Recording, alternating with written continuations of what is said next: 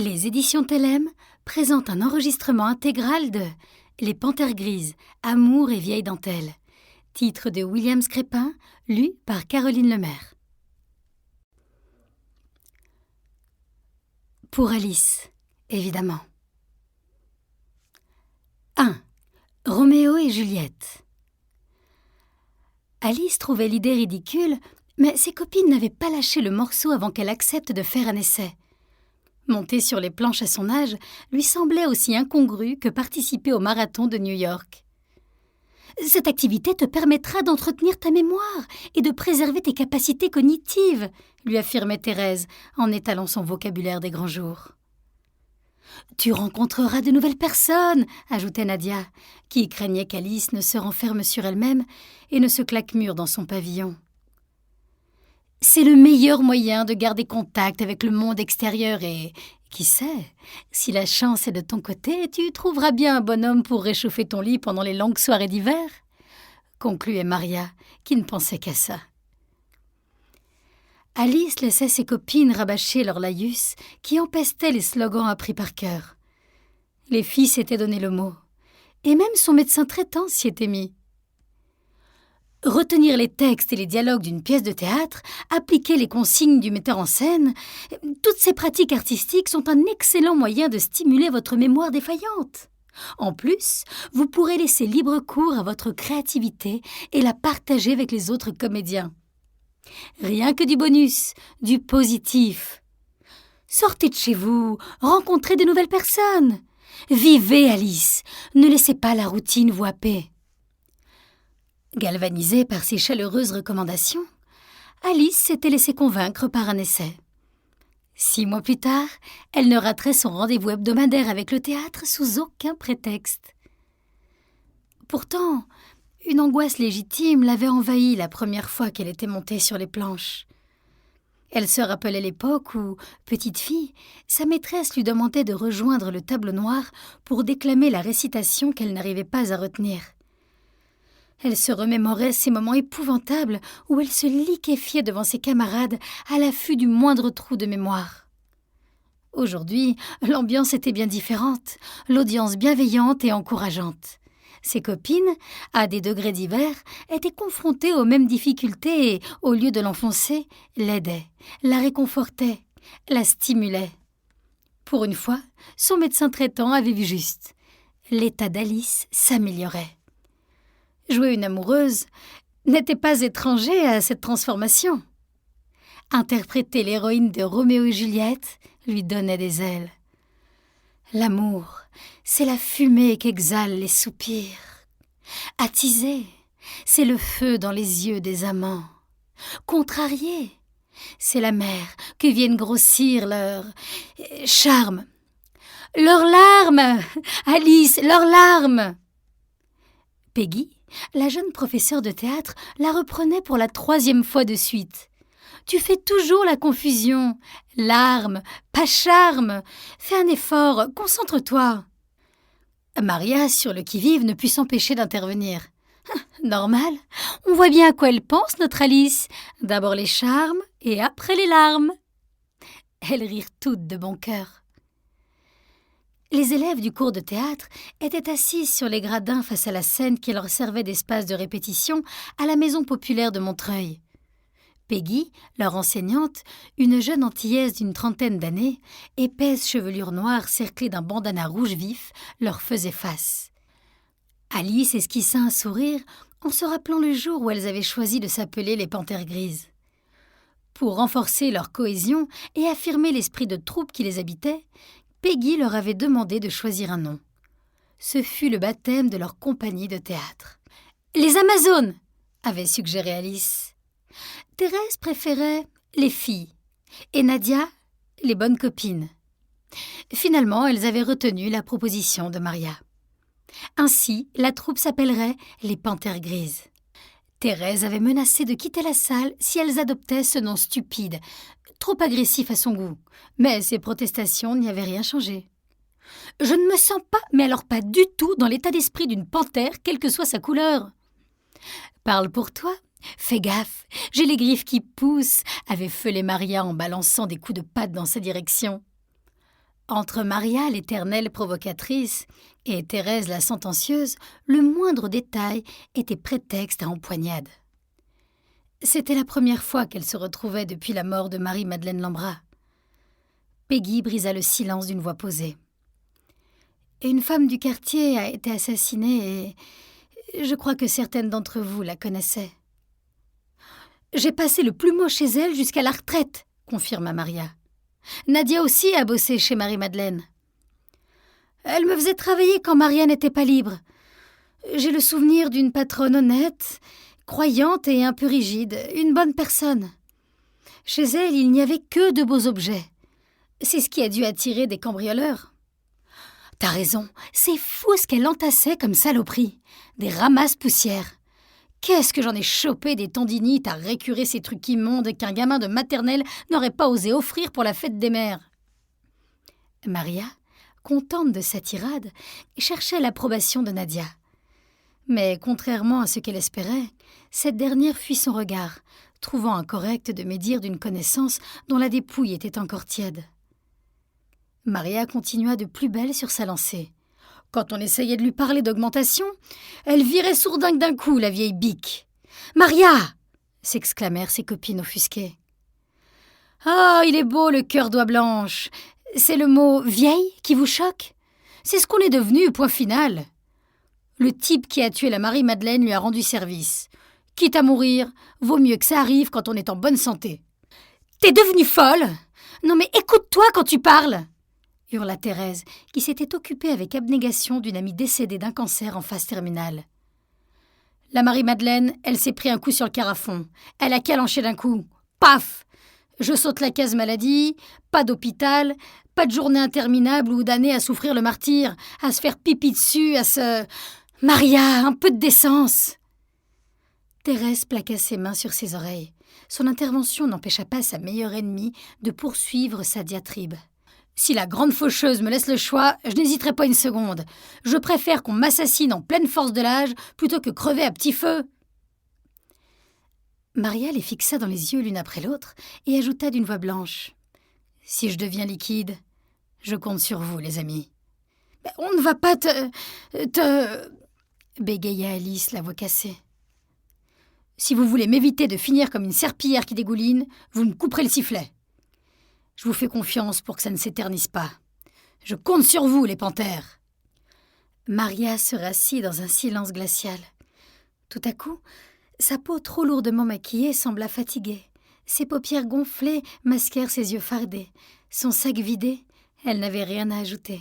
Son discours avait plombé l'ambiance. Les panthères se refermaient, chacune prisonnière d'un monde qui rétrécissait jour après jour. Elles frôlaient toutes le cap des 70 ans. Certaines l'avaient dépassé, comme Alice, à qui il arrivait de perdre la mémoire au moment où elle s'y attendait le moins. Nadia fatiguait quand elle gardait les gamins des voisins pour améliorer le quotidien, sans parler de son épuisement quand ses petits-enfants s'invitaient à la maison.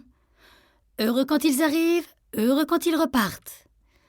De son côté, Thérèse disparaissait mystérieusement quand sa sclérose en plaques la faisait trop souffrir. Sans oublier Maria, qui avait été la femme de ménage de la défunte, mais aussi celle d'Alice, pendant plus de 30 ans. Maria s'était fixé pour objectif de garder la forme jusqu'au terminus, quitte à employer tout ce que les progrès de la médecine lui proposaient. Elle avait adopté le DHEA, l'hormone de jouvence made in USA. « Même Johnny Hallyday en a pris !» se justifiait-elle devant les mous sceptiques des panthères. « Ce qui ne l'a pas empêché de finir au cimetière, comme tout le monde !» répliquait Thérèse, qui n'allait pas rater une occasion de remettre en place sa meilleure ennemie. Pensive dans la salle de répétition, Maria ne fanfaronnait plus. Le malaise qu'elle avait déclenché l'atteignait par rebond. Malgré ses déclarations provocatrices, la mort de son ancienne patronne la touchait. « Quand on passe la serpillière chez les gens, on finit par tout connaître d'eux. C'est nous les psys de la poussière, philosophait-elle en jetant un coup d'œil à Alice, dont elle avait été l'employée avant de devenir sa meilleure amie. Les panthères grises restèrent silencieuses. Puis, comme leur avait suggéré Peggy, chacune se concentra sur un souvenir, une anecdote, un moment agréable passé en compagnie de Marie-Madeleine. Alice remua. Le banc l'ankylosait. Ces sièges sans dossier, franchement inconfortables, lui martyrisaient le dos. Et les coussins aux couleurs passées manquaient d'épaisseur pour ses fesses décharnées avec l'âge. Le crissement de la porte mal huilée résonna dans la salle. L'arrivée du lieutenant Dupuis mit fin à cet instant de recueillement. C'était un type athlétique, élancé. Il jouait au foot toutes les semaines avec le club de la police au poste de gardien de but. Les cheveux coupés courts, d'un brun foncé. Son nez long et rectiligne formait un angle presque droit avec sa bouche, comme s'il avait été tracé au crayon à l'aide d'une équerre. « Excusez-moi de vous déranger », fit le jeune inspecteur de police d'une voix mal assurée. « Vous ne dérangez jamais Peggy ?» persifla Maria, qui reprenait du poil de la bête à la vitesse de l'éclair. « Je suis en service », continua sèchement le lieutenant. « Je recherche... la police est à la recherche d'une comédienne qui accepterait de prendre la place de la morte lors de la reconstitution de l'agression de votre ami, qui vient d'être assassiné. Vous n'avez personne de libre au commissariat ?» L'infatigable Maria ne le lâchait pas. « Si, mais en fait, les collègues ne sont pas très chauds pour jouer la morte. Déjà que les heures supplémentaires ne sont pas payées. Ils ont peur de se faire trucider pour de vrai ?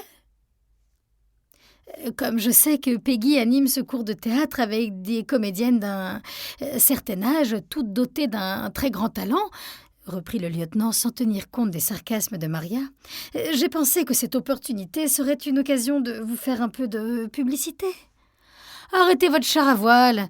Vous n'avez personne sous la main, alors vous venez voir si une vioque ne serait pas dispo pour se faire trucider. Je n'ai pas raison ? Non, je ne dirais pas ça comme ça. Tut, ne nous prends pas pour des perdreaux de l'année. Maria bichait. Le jeune lieutenant s'en mêlait les pinceaux. Peggy vint à son secours. La proposition de Jean-Claude, du lieutenant Dupuis... Les panthères échangèrent des regards taquins en entendant leur charmante prof appeler le policier par son prénom. « Cette reconstitution est une formidable aubaine pour notre troupe de théâtre, » continua Peggy, rouge comme une tomate, sur le point de dégringoler de sa tige. « La notoriété des panthères grises va dépasser cette salle, et qui sait, dans l'avenir, nous aurons peut-être la chance de décrocher une subvention. C'est pour la bonne cause. Qui est intéressé ?» Les panthères ne s'attendaient pas à pareille proposition. Après leur avoir laissé une trop courte minute de réflexion, Peggy pointa un index menaçant dans leur direction. « S'il vous plaît, les filles, ne m'obligez pas à choisir. » Ce qui nous arrangerait, ce serait que la victime, précisa Dupuis, je veux dire la comédienne qui va interpréter le rôle de la victime, ressemble à la morte, je veux dire à la victime décédée. Même corpulence, même taille, pour que le suspect puisse refaire exactement les mêmes gestes, je veux dire. Les panthères avaient compris ce qu'il voulait dire. Le lieutenant, pour se donner une prestance et retrouver un poil d'autorité après ses atermoiements, consulta une photo qu'il piocha dans la poche intérieure de sa veste. Il la scruta avec attention, releva les sourcils et, après une intense réflexion, afficha un air sévère. « Cette dame fera parfaitement l'affaire », déclara-t-il d'une voix froide. Alice ne savait plus où se mettre. Elle retrouva enfin la parole et tenta de se dérober en exagérant ses défauts. « Je ne me rappellerai jamais du texte. J'ai besoin de temps pour apprendre un rôle. Et encore, si Peggy n'avait pas la gentillesse de me le souffler, je ne sais pas comment je ferais. Si on me précipite, je panique et je me bloque. » Alice chercha le soutien de Nadia qui se réfugiait dans la contemplation de ses mocassins depuis que la foudre avait frappé à quelques centimètres d'elle. « Choisissez quelqu'un qui retient mieux que moi !» insista Alice avant d'être coupée par le policier. « Ne vous inquiétez pas, il n'y aura aucun dialogue à mémoriser. Il suffira de suivre les indications du juge. » Le lieutenant rangea la photo et sortit un calepin. Il prit un air pensif en caressant le bord de ses sourcils avec l'embout en gomme de son crayon. « Alice comment ?»« Alice Lamour », répondit Peggy tandis qu'il notait avec application dans son carnet. Thérèse médita un instant avant de demander sans malice « Comment tu vas t'y prendre pour jouer une morte ?» Chacune réfléchit intensément sans trouver la réponse adéquate. Alice fixa Thérèse avec des yeux de chien battu. Elle n'en avait pas la moindre idée. « Remarque, t'auras pas besoin de composer ?» intervint Maria. « T'es déjà blanche comme un cadavre !» Alice força son rire, pour ne pas plomber l'ambiance. 2. Reconstitution. Alice avait été belle et, malgré l'usure des années, l'était encore. Rondelette aux joues roses, le visage expressif, quelque chose de vif et d'intelligent dans les yeux, elle dégageait une force tranquille et rassurante qu'elle se forçait à cacher pour jouer la grabataire. L'innocente entourloupe de cette grand-mère à la mise impeccable et à la coloration discrète donnait du crédit à la venue de Marc. Son fils avait l'impression d'être utile, d'assumer son rôle, de se comporter en bon petit. Il aurait été inconcevable de laisser sa mère se rendre seule à cette reconstitution. Jouer une femme qui va se faire trucider ? C'est cette prof de théâtre qui vous a collé cette idée de frappadingue dans la tête ? Roméo et Juliette ne vous suffit plus ? Et ce nom, les panthères grises, vous avez l'air fine, à votre âge. Tandis que Marc vitupérait en roulant les yeux pour se donner l'air important, Alice pinçait les lèvres. Elle avait des arguments pour lui répondre, mais à quoi bon ? Son fils aîné ne changerait jamais. Tout le portrait de son père. Même voix, même mauvaise foi. Déjà avec son défunt mari, elle était la reine de l'esquive. Son Marcel n'avait jamais tort. S'il avait décrété qu'il y avait des virages alors qu'une longue ligne droite se dessinait devant eux, elle n'y pouvait rien. Inutile d'insister. Son époux était capable de donner des coups de volant et de précipiter sa famille dans le décor pour prouver qu'il avait raison. Alice ferma les yeux et tendit le fragile bras à la peau plissée par les années d'une maman vieillissante qui nécessite le soutien de son grand gaillard de fils pour se confronter à un événement aussi important. Marc souffla avant de capituler en saisissant délicatement sa mère par le coude. « De toute façon, tu as toujours fait ce que tu voulais. Ce n'est pas aujourd'hui que tu vas changer. Tu en as parlé à ton médecin, au moins ?»« Mon médecin ? Et de quoi veux-tu que je lui parle ?» s'exclama-t-elle en sortant de sa rêverie. « De cette reconstitution de meurtre. Ce n'est pas anodin, ton âge. Ton docteur, il en pense quoi ?» Et les yeux d'Alice pétillèrent de malice. « Il trouve l'idée formidable. » Son fils l'avait cru. N'était-ce pas la preuve de son talent de comédienne ? Pour le taquiner, elle ajouta espiègle. Il m'a même rédigé un certificat médical. Cette fois, elle ne mentait pas. La police l'avait exigé. Alice chercha Peggy dans la foule des badauds qui pataugeaient sous la pluie. La jeune professeure, reconnaissable à son ciré rose, faisait tache au milieu des habits sombres et des parapluies ruisselant d'eau. Elles échangèrent un sourire, d'un encouragement pour l'une, chargé d'appréhension pour l'autre. Les panthères grises au grand complet, regroupées au premier rang, n'auraient manqué cet événement sous aucun prétexte. La violente averse qui douchait Thérèse la laissait impassible. La discrète Nadia, émue, un mouchoir en tissu à la main, se tenait prête à éponger ses larmes. Maria sortait de chez le coiffeur sans s'être inquiétée de la météo. Ce type d'occasion, c'est idéal pour faire des rencontres, avait-elle anticipé avec raison. Alice la voyait répondre, un magazine posé en protection sur sa mise en pli, au micro d'un journaliste à la mine étonnée. Elle préférait ne pas savoir quelles horreurs la Cougar racontait au gratte-papier pour se rendre intéressante. Ce furent donc un homme d'une 50aine d'années, au costume strict et une mamie qui s'y accrochait d'une manière incertaine, qui prirent la direction du pavillon de Marie-Madeleine, maculée par les intempéries. La victime habitait une maison d'architecte typique des années 1970, construite dans une paisible impasse qui débouchait sur la rue bien nommée des Trois Territoires, qui serpentait entre Vincennes la bourgeoise, Montreuil la populaire et bobo, et Fontenay-sous-Bois. L'ensemble avait bien vieilli. Une marquise envahie de lierre surmontait le perron. Une rangée de briques peintes à demi enterrées délimitait un chemin gravillonné qui courait jusqu'à l'imposant pavillon. Un splendide massif de rosiers dissimulait l'escalier qui permettait de rejoindre la porte d'entrée. Un policier en tenue leva le ruban plastique jaune de signalisation. Marc tapota l'épaule de sa mère en guise de soutien avant de se mêler aux curieux retenus à distance par le cordon de sécurité. On fit patienter Alice dans le salon bourgeois. Concentrée, assise à la place de la morte, elle abordait son rôle de victime avec le plus grand sérieux. Alice n'arrivait pas à masquer le trac qui gâchait sa joie. Ce n'était pas rien d'avoir décroché le rôle titre pour sa première fois. La frousse la terrorisait et l'excitait tout autant.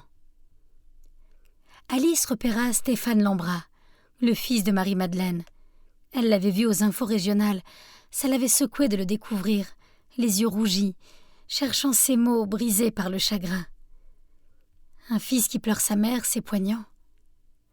Aujourd'hui, il lui faisait une toute autre impression, une mauvaise, l'air insensible, détaché, accaparé par son smartphone jusqu'au moment où il déplia un mouchoir en papier et essuya les larmes qui débordaient de ses yeux. Tous se redressèrent à l'arrivée du suspect encadré par 2 policiers. À son approche, Alice reconnut le parfum acide, mélange de saleté et d'urine, la signature implacable des sans-abri. Un bonnet de laine lui donnait l'allure d'un bûcheron.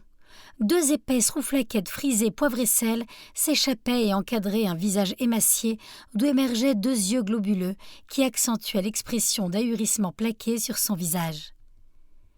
Une cicatrice grumeleuse, rouge vif, amputait la moitié de son sourcil droit. Sa lourde chevelure s'effondrait sur ses épaules. Le parfait portrait du patibulaire qu'elle n'aurait pas aimé croiser dans une ruelle sombre. Le gilet pare-balles qui le protégeait rappelait au protagoniste le sérieux de l'affaire. Une femme était morte assassinée. La juge d'instruction, la quarantaine hautaine, la peau sur les os, dotée d'une voix autoritaire au perché, entra dans le salon suivi d'un aréopage de personnes à l'air affairé, assurément indispensable à la procédure. Ils s'inclinèrent devant Alice avec pitié, comme s'ils ignoraient son rôle de comédienne qui n'allait pas vraiment mourir. Alice serra la main tendue par le juge. Elle se fit penser à un gladiateur qui salue avant de partir à l'abattoir. Trop tard pour faire demi-tour. La juge d'instruction vérifia les présences, puis, telle une metteuse en scène, plaça les différents acteurs dans le décor. Alice et le meurtrier présumé se conformèrent à ses indications. La magistrate en charge de cette triste affaire avait pensé à tous les détails. Il s'agissait de recréer les conditions du meurtre, de reproduire la scène à l'identique, de ressentir l'ambiance dans laquelle vivait la victime. Alice trouva qu'il poussait le bouchon trop loin. La salle à manger empestait le renfermé et la mort. Le ménage n'avait pas été fait. Des miettes de chips encombraient la table basse et, dans son bocal, le poisson rouge flottait entre 2 os, le ventre en l'air. Stéphane, le fils de Marie-Madeleine Lambrat, profita de la directive de la juge pour se jeter sur le suspect. Ses doigts serraient déjà le cou du balafré avant que les 2 policiers ne bougent un cil. Les murs du pavillon résonnèrent des éclats de sa voix brisée par l'émotion. « Salaud! Tu as tué ma mère, tu vas crever !» Les 2 agents réagirent avant qu'il ne mette sa menace à exécution. L'homme au bonnet attendit que son agresseur lui libère le cou pour déglutir bruyamment. Alice vit sa pomme d'Adam monter et descendre comme une cabine d'ascenseur prise de folie.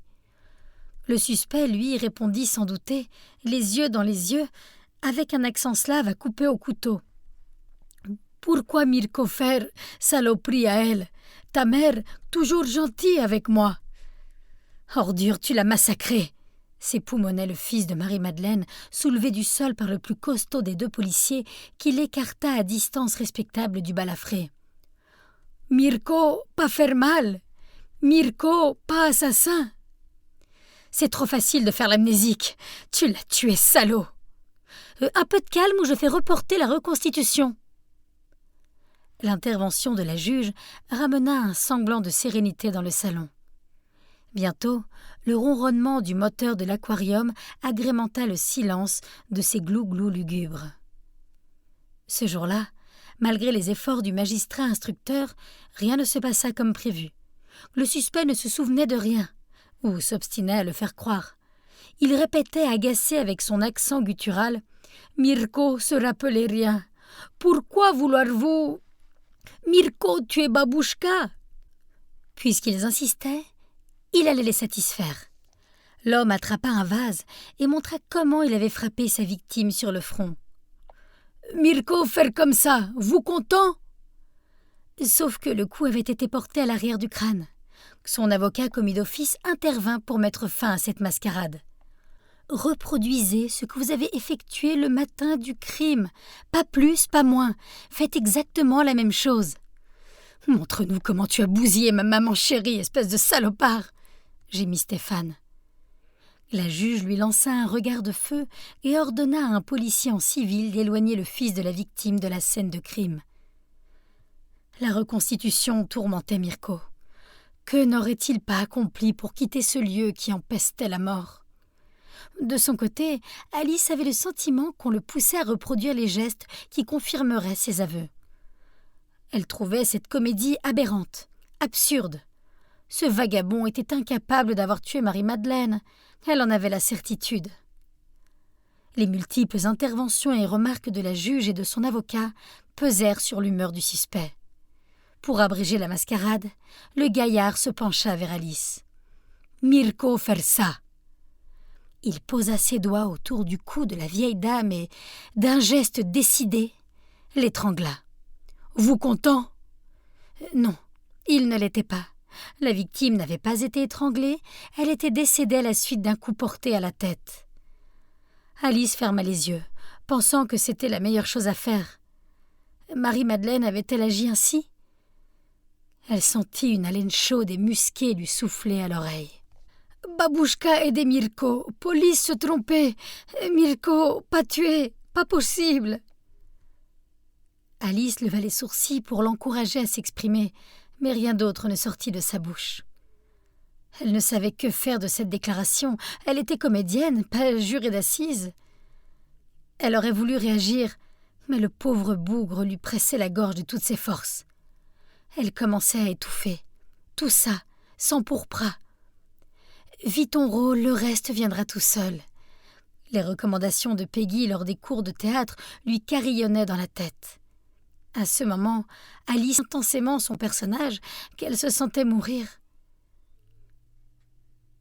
Progressivement, le superbe lustre allumé à la verticale du fauteuil en cuir dans lequel elle était assise s'estompa dans la brume.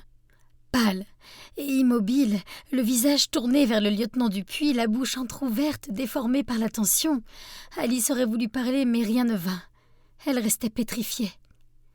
Le lieutenant, affolé par ses grimaces lugubres, se jeta sur l'homme au bonnet pour la délivrer. « Laissez-la !»« Plus tuer Babouchka ? Toi pas savoir quoi vouloir !» râla Mirko en relâchant son étreinte. Le jeune lieutenant posa la main sur le bras d'Alice, espérant qu'elle réagisse, mais celle-ci resta pétrifiée et froide comme le marbre de la table basse. Alice, dans un état second, distinguait les silhouettes floues de la juge d'instruction, de l'avocat, des policiers. Une horde de fantômes se précipitait, au ralenti, dans sa direction. « Respirez, nom de Dieu !» lui ordonna le jeune flic en lui frappant les joues avec vigueur. Dans un effort surhumain, Alice redressa la tête au moment où le suspect profitait de la panique générale pour dérober l'arme de service du lieutenant penché sur elle.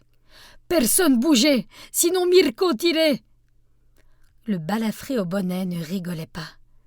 Alice, proche de perdre connaissance, émergeait d'un brouillard cotonneux. Elle devinait, plus qu'elle ne voyait, le malfrat braquer le pistolet vers l'assemblée qui reculait devant la menace. « Mirko pas se rappeler quoi faire ici. Mirko pas tuer. Vous trompez !» gueula-t-il en secouant son arme. L'odeur aigre du vagabond lui fit l'effet de sel et la réveilla de sa torpeur. Alice se sentit s'envoler du fauteuil, étreinte par les puissants bras du balafré qui l'entraînait vers la sortie. Le capitaine de police moelleux, très discret jusqu'alors, fit son entrée en scène. Ses larges narines engloutissaient l'air en frémissant, ses yeux chassieux s'enflammaient, ses sourcils broussailleux lui donnaient l'allure d'un démon. La tache de vin qui ornait son front et qui lui avait valu le surnom de Gorby en référence à l'ex-dirigeant russe Mikhail Gorbatchev s'empourpra. « Tu bouges, je tire !» ordonna-t-il au suspect qui tenait Alice en otage. Le lieutenant Dupuis, piteux depuis qu'il s'était fait dérober son arme, tenta de raisonner le malfrat. « N'aggravez pas votre cas. Lâchez cette femme !» demanda-t-il sans résultat. Le capitaine moelleux tenait Mirko en joue, le doigt posé sur la gâchette. Alice dodelinait dans les bras du vagabond au bonnet. « Elle n'y est pour rien, vous n'avez pas le… » Dupuis n'eut pas le temps de finir sa phrase. Gorby, qui interpréta mal un mouvement du suspect, déclencha un tir réflexe. Alice sentit l'étreinte de Mirko se desserrer, ses muscles mollir, sa respiration se hacher. Elle coula entre ses bras. Le rideau tomba sur la scène de crime. Son corps dégringola sur l'épais tapis perçant. Le dénommé Mirko, bonnet enfoncé jusqu'aux oreilles, se fondit dans l'obscurité qui, d'un coup, inondait le salon de Marie-Madeleine. Les applaudissements du public en délire crépitèrent, stridents comme la foudre. Les bourrasques charrièrent Alice vers le néant.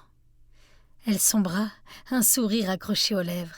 Elle pouvait être fière de sa première prestation en public. 3.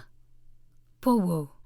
Le voyage en ambulance, sirène hurlante, feu tricolore grillé, virage serré et crissement de pneus, se termina aux urgences de l'hôpital d'instruction des armées Béguin de Samandé, où, après une inspection efficace menée tambour battant, un interne bougon et mal rasé déclara Alice apte et la relâcha. 2 heures plus tard, Alice, choquée, retrouvait ses copines réunies dans les locaux de leur club de théâtre. Pelotonnée dans une couverture qui empestait le moisi, la tête calée par une double épaisseur de coussin, elle écoutait Maria qui avait accaparé la parole sans demander l'avis de ses camarades. Son ex-femme de ménage, dont la pluie avait gâté la coiffure et fait baver le bleu de ses paupières entre ses fossiles, gesticulait debout face aux panthères. « J'étais en train de dicter mon numéro de téléphone à un charmant journaliste. » Maria lança un coup d'œil en coin et continua sur le ton de la confidence. « Il a promis de me recontacter pour une interview exclusive.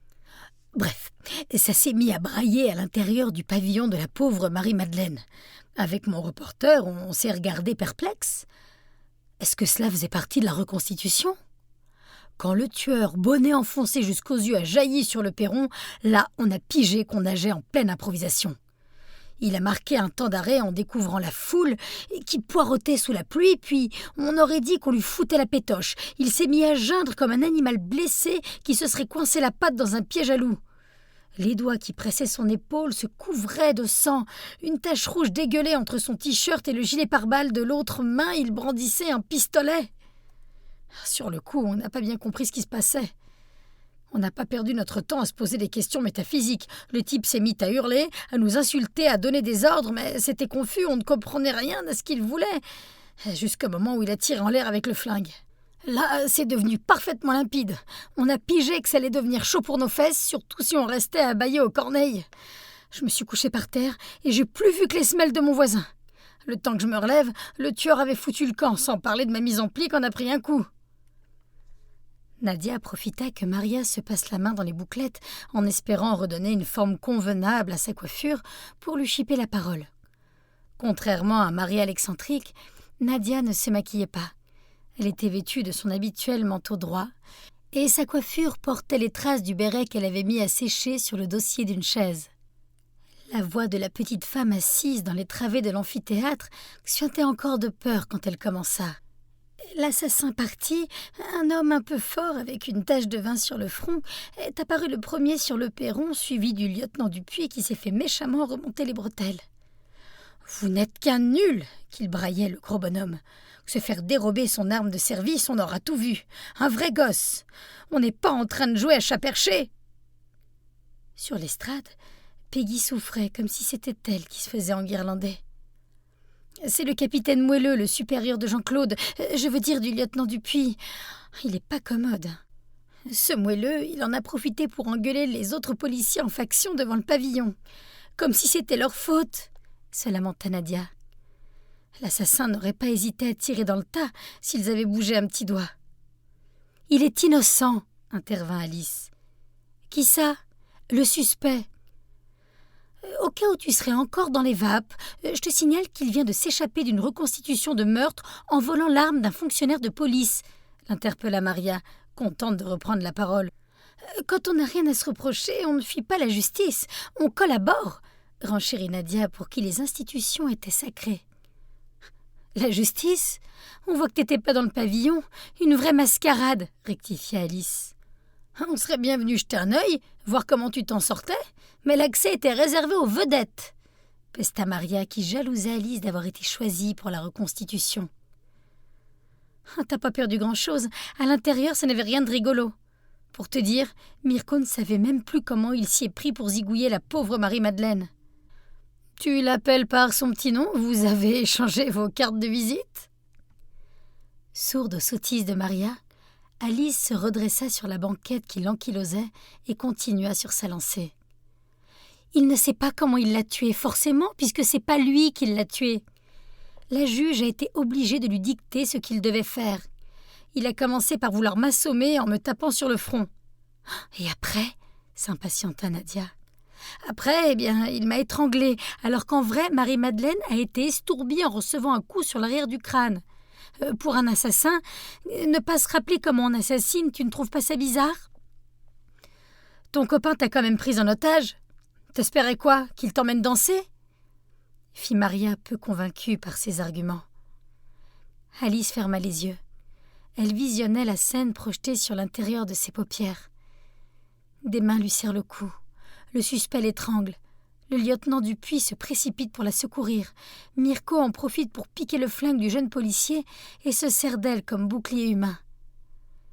Elle revoit distinctement ce type en civil. Le gros en sueur a l'air mal aimable. Il dégaine et tire. L'étreinte de Mirko se détend, il la libère, la laisse tomber. Elle s'écroule en mourant, transpercée par une balle. Alice rouvre les paupières. Non, elle est toujours vivante. Elle explore son corps avec sa main glissée sous la couverture de survie. Pas de blessure, pas de sang. Indemne. N'empêche, tu pourras dire merci à ce flic, c'est un sacré bon tireur. Il a fait un carton en plein dans la cible. Ton Mirko s'est pris une bastos dans le buffet et toi t'as rien eu. Tu t'en sors indemne, un vrai miracle. Et comment tu sais tout ça, Maria? T'étais dehors comme nous toutes? Demanda Thérèse, la libre perplexe. C'est mon copain journaliste, il a des contacts dans la police. Il m'a raconté les détails après au café, installé devant un chocolat chaud pour nous remettre de nos émotions. Maria sourit au souvenir de cet agréable moment. Elle continua. J'aurais bien aimé voir ça. Un vrai film de gangster. Le flic qui bute le méchant et libère l'otage sans la blesser. La classe! Il aurait pu toucher Alice, relativisa Peggy. Mais au final, elle est saine et sauve. Il n'y a que le résultat qui compte, rectifia Maria. Le tueur a quand même mis les voiles, constata Peggy. Arrêtez de l'appeler comme ça, puisque je vous dis qu'il n'a pas commis une horreur pareille. En tout cas, il ne se souvient de rien, répéta Alice en s'énervant. Il a fait une amnésie traumatique, c'est courant dans ce genre de situation. Thérèse savait toujours tout sur tous les sujets et adorait le faire remarquer. Maintenant qu'elle avait pris la main, elle enchaînait sur un ton de première de la classe qui avait le don d'agacer ses copines. « Notre part normale, déclara-t-elle en tripotant la croix qui pendait autour de son cou, efface l'horreur commise par notre côté monstrueux. Le docteur Jekyll ne sait plus quelles abominations a commises Mr. Hyde. Notre homme a tué dans un moment de folie. Revenu à de meilleures intentions, il occulte les atrocités qu'il a accomplies. Les spécialistes parlent d'amnésie traumatique pour les victimes abusées sexuellement pendant leur enfance, mais ça peut aussi se produire pour un assassin. « Il a été violé quand il était petit ?» s'inquiéta Nadia qui n'avait pas du tout compris. Après les interventions de Thérèse, il était toujours compliqué d'enchaîner. Alice s'y essaya, tout en restant fidèle à sa logique. Mirko en avait tellement marre qu'il a fait semblant de me serrer le cou. « Il a fait ça pour t'amadouer ?» tenta Nadia. « En tout cas, il n'y est pas allé de main morte, ton nouveau copain. Montre, tu t'es fait ça toute seule ?» Maria désignait les marques qui lui tatouaient la peau et dessinait un épais collier bleuâtre. Alice releva la couverture pour cacher ses hématomes. La matière rêche du tissu synthétique l'irrita, mais elle ne le rabaissa pas pour autant. Hors de question d'exhiber les stigmates de sa strangulation pour donner raison à Maria. « Ton approche du rôle est trop stanislavskienne. » Cette fois, Thérèse empruntait le ton sérieux et empli de certitude d'un critique culturel. « Tu t'es laissé posséder par ton personnage, tu as commis une erreur de débutante. » Alice s'est contentée de mettre en pratique ce que je vous enseigne, rien de plus, fit Peggy venant à la rescousse. Le lâcher-prise est la condition incontournable de l'expression et de la libération de soi, récita Nadia en cherchant l'approbation de leur professeur de théâtre. Celle-ci confirma d'un hochement de tête. L'élève avait bien appris la leçon qu'elle restituait à la perfection. « C'est exactement ça !» approuva Peggy avec satisfaction. Nadia, rayonnante, bomba fièrement le torse. « Tu veux dire par là que Marie-Madeleine a apprécié de se faire étrangler ?» résuma Maria, plus pratique que théorique. « Pour simplifier, il s'est servi de toi pour s'échapper, » conclut Thérèse. « Si c'est pas ce que je viens de dire, » râla Maria. « Personne m'écoute quand je parle. » Le ton monta. Les conversations se croisèrent, se mélangèrent, et c'est ainsi qu'Alice perdit le fil de la discussion. Où étaient-ce tout bonnement les faits du cachet que lui avait fait avaler l'interne aux urgences de l'hôpital? Les vociférations du capitaine moelleux la firent sursauter. Gorby conduisait le cortège dans la salle de répétition avec l'entrain d'un leader syndical en manif. Le policier n'avait plus de temps à perdre. Il en avait assez gâché à traîner son corps épais et disgracieux aux quatre coins de la ville. Après la fusillade, quand il avait voulu interroger Alice, on lui avait annoncé son départ pour l'hôpital. « Vous n'avez pas entendu les sirènes de l'ambulance ?» lui avait-on demandé avec étonnement. « J'étais occupé, je poursuivais le fugitif. » Débarquant aux urgences, le policier avait appris qu'Alice était repartie. Et comme elle n'était pas à son domicile, le lieutenant Dupuis lui avait parlé de la maison populaire de Montreuil, où elle suivait ses cours de théâtre. « Pourquoi vous ne l'avez pas dit plus tôt, bougre d'imbécile ?» Maintenant qu'il était arrivé dans la salle de représentation, Gorby écoutait le témoignage d'Alice en ne cachant pas son impatience. Il trépignait. Ses pieds, pris d'un rythme frénétique en constante accélération, martelaient la moquette usée. Son nez, aplati comme s'il avait dormi debout contre une cloison, aspirait des brassées d'air en sifflant. Ses yeux bovins, noyés dans d'épaisses rides, lançaient des éclairs de feu. Sa tache de vin enfla avec la force d'une coulée de lave sur le point de dévaler son front. Ignorant les signes d'irritation manifestes de son interlocuteur, Alice insistait sur l'innocence de Mirko. Le lieutenant hochait la tête, approuvait, compatissait. Il se sentait responsable d'avoir choisi Alice pour cette calamiteuse reconstitution. Gorby, contrarié par la réaction de son subordonné, lui asséna un discret coup de pied dans le tibia. Surpris, Dupuis se redressa et se composa un air sévère, contenant ainsi son patron qui ne croyait pas une seconde la version d'Alice. À bout de nerfs, le capitaine explosa et mentionna le syndrome de Stockholm quand elle lui répéta pour la 12e fois « Il est innocent !» Le gradé ne voulait rien savoir. Il se raidit, la dévisagea méchamment, les rides du front creusées en canyon débordant de sueur. « Ce type est dangereux. Je vous rappelle qu'il est armé par la faute de cet idiot de Dupuis. » Ce Mirko a avoué. C'est un crime de rôdeur. On a retrouvé ses empreintes partout chez la morte, sur les meubles, les poignées de porte, partout. Qu'est-ce que vous voulez de plus? Des aveux? Ça tombe bien. On les a enregistrés. Gorby se tut. Cette mégère commençait à lui taper sur le système. Alice, que la grosse colère du capitaine n'impressionnait pas plus que ça, lui jetait une œillade maussade. J'aimerais bien être une petite souris pour savoir comment vous lui avez soutiré cette confession. Nous espérons que vous avez apprécié cet aperçu. Pour continuer à écouter ce livre audio sur Google Play Livres, utilisez le lien dans la description de la vidéo.